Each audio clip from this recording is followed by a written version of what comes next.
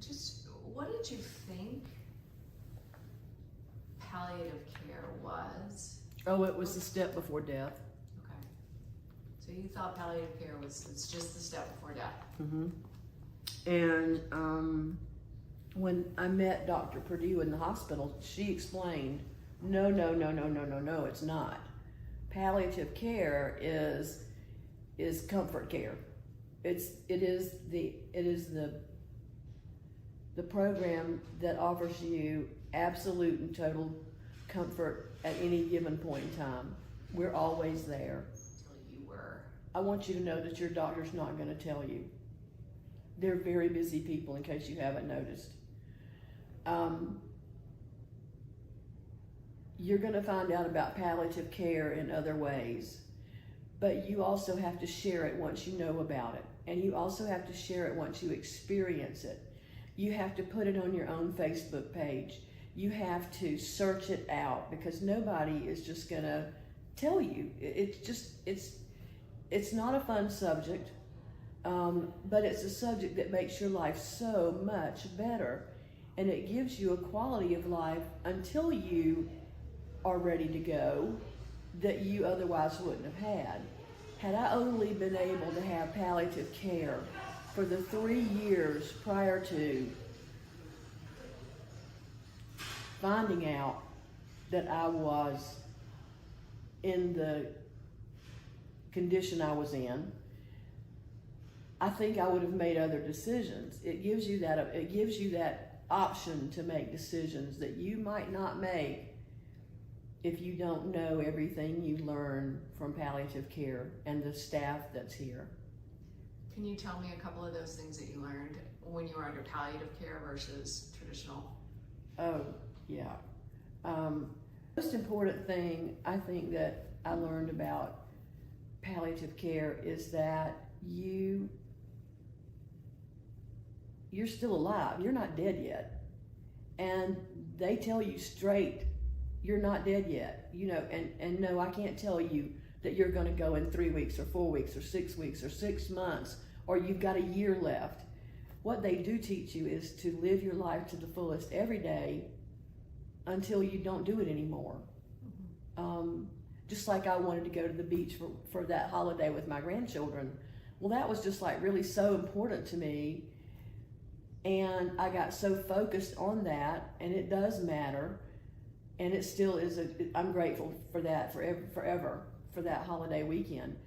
But I also think that they taught me that I could do it. I could take care of little details myself.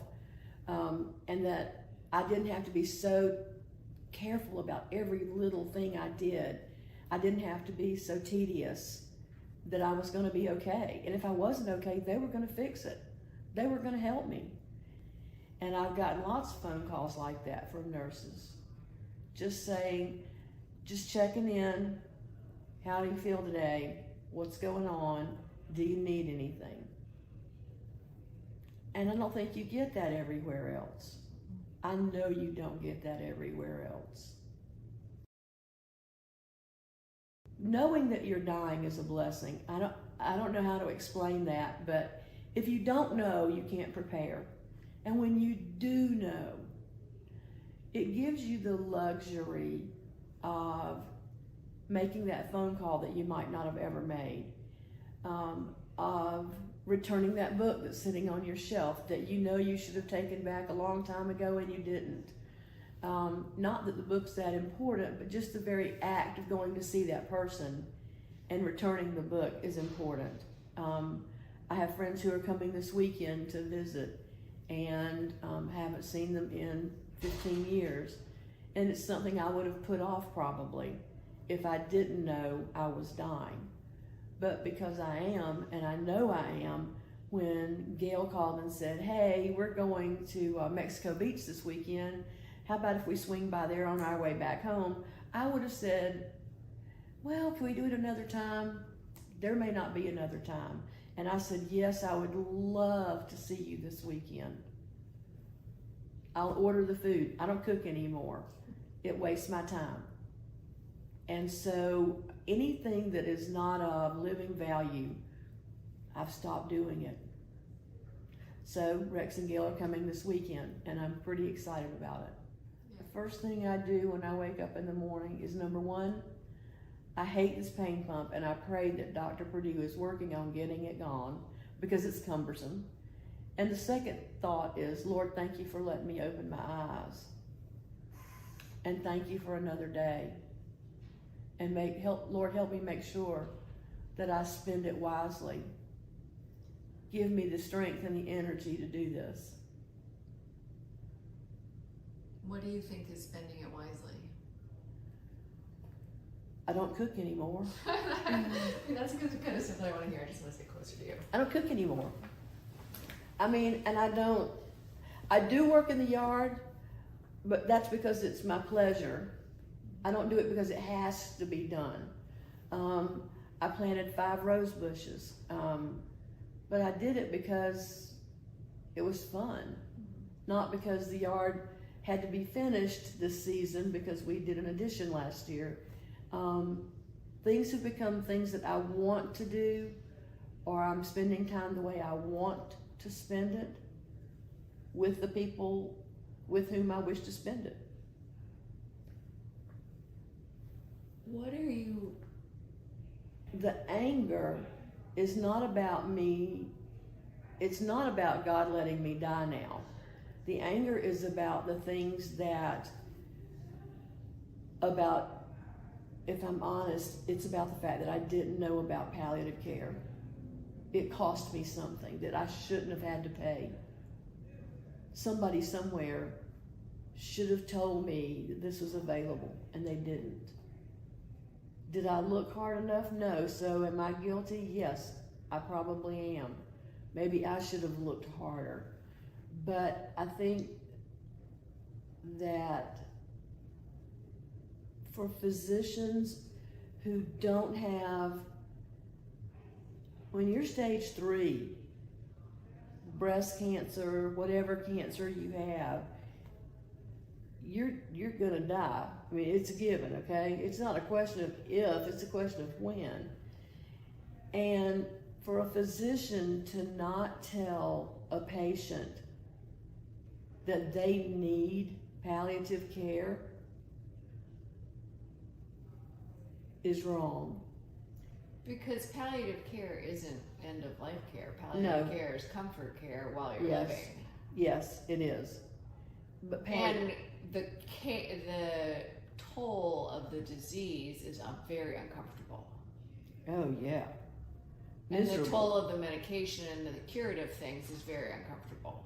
The curative, well, that which doesn't kill me makes me stronger is a truer saying than you will ever know, because chemo put me in the hospital twice. I mean, it literally knocked me down, landed me in the emergency room, and threw me into a hospital bed for 8 days. And the pain.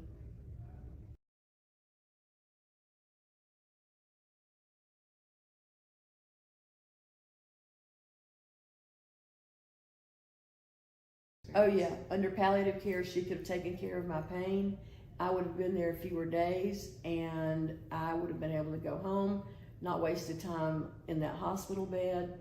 And just as I told you, she said, if you'll give me 3 days and let me take care of your pain, I can fix this, and she did. So part of it is that we need to be advocates for ourselves. I think so. Yes, I think so. But I also think we can't say that patients should know this when they haven't been exposed to the information. Yeah, people don't know it exists. And they don't know about it. Yeah. You're gonna live through the painful breast biopsy, but and a liver biopsy. I've had 2 of those now, and honestly, they are painful. Did I live through it? Yes. If I had had palliative care, the staff would have explained to me what, number one, they would have given me a long, detailed explanation about what was going to happen and how it was going to occur. and they would have explained to me that I did need somebody in my house to stay with me for a day or two afterwards. You're stage 4 cancer, you're on a pain pump, you've moved into hospice care, Yes, which means no more curative treatments. yes, Okay, so you're there. I'm there. Um, Will I stay there? I don't know. yeah, well, that's the thing, is that you don't have to stay there. Right. Which I I think can- a lot of people are so a lot- confused about. They're yes. like, oh, like once you sign the paperwork, you can't change your mind. It's No, like, I don't have any regrets. okay.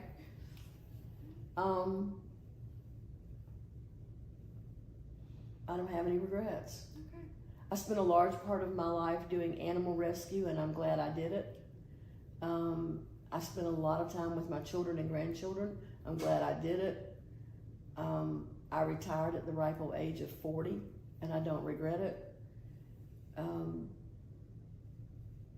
don't have any regrets. I wouldn't change anything. And I think that the fact that I have cancer has brought my family so much closer than we would have ever come, and the fact that we know it has given us a love that we would have never had it been a surprise. That's it. That is the silver lining. I think that mothers and daughters have a tendency to not see eye to eye on things when it comes to raising children, and my daughter and I can disagree at the drop of a hat. But now it doesn't matter if we agree or disagree. It just matters that we're both still here and we have children that we love. So it changes everything. Life is very, very, very short. Yeah. Say yes a lot. But learn to take care of yourself. Everybody needs to learn to take care of themselves. There are times that you should stop on Friday and go to bed and stay till Sunday, because your body just needs it. You don't know it, but your body does.